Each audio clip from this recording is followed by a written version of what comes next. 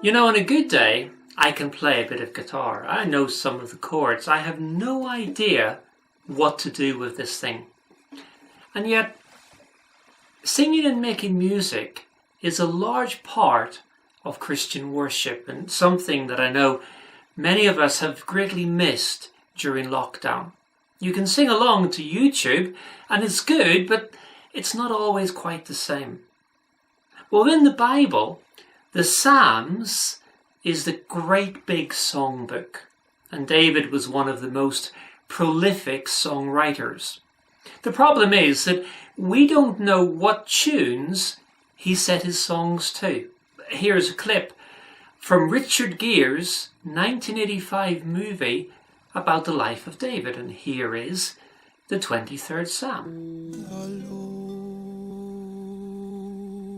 Lord is my shepherd, I shall not want.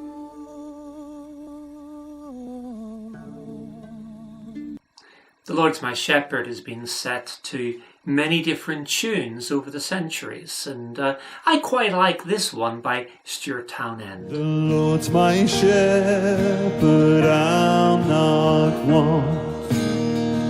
He makes me lie in pastures green. If you look at modern music charts, you will see a range of different styles and subject material, and a fair number will look at love and relationships. And indeed, you will find a similar range of topics within the Bible. Think, for example, of the Song of Songs, or to use its old name, the Canticles. It's one great big long set of songs. Now, I understand that Jewish people today will recite or even sing through this book during Passover. And indeed, here is a brief clip demonstrating how this might sound.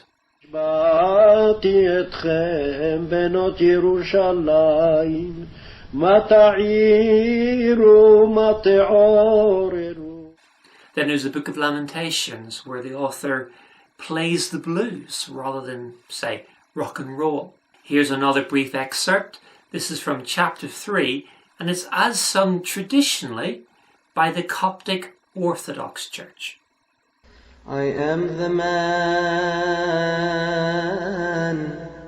who has seen affliction. We looked recently at some of the great songs recorded in the book of Revelation.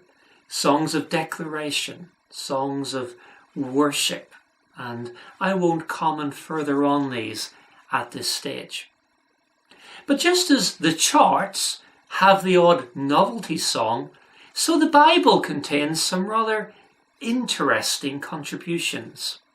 King Saul, for example, was none too impressed when greeted by a parade of women singing, dancing, and waving tambourines along to the ditty, Saul has slain his thousands, and David his tens of thousands. We don't know if the tune was catchy or not, but sometime later, when David sought sanctuary in Philistia, he found that the same song was still doing the rounds. And then, during the last days of the wilderness under Moses, the Israelites came up with this unusual jingle, which is recorded in the book of Numbers.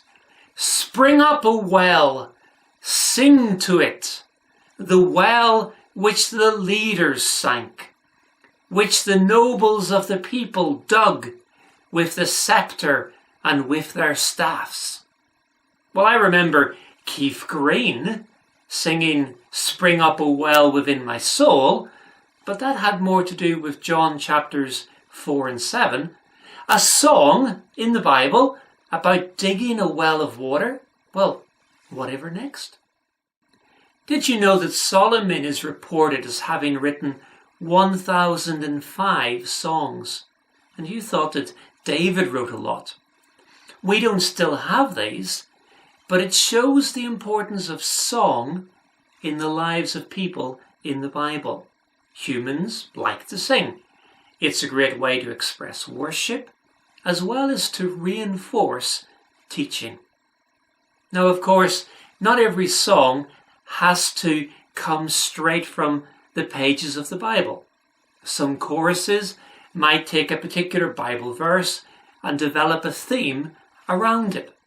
Some hymns will draw together ideas from various sources. Now, you might be a fan of Watts or Wesley or Kendrick or Getty. And at Kendal Road, we are grateful for the lyrical contributions of our very own wordsmith, Martin Leckebusch. A number of years ago, my wife Sharon wrote a Christmas song about the Incarnation. Here is an excerpt from it.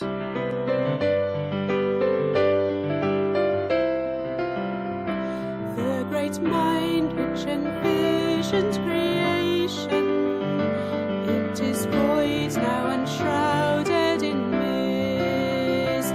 Mighty hands which once fashioned the mountains, they are pulled into miniature fists.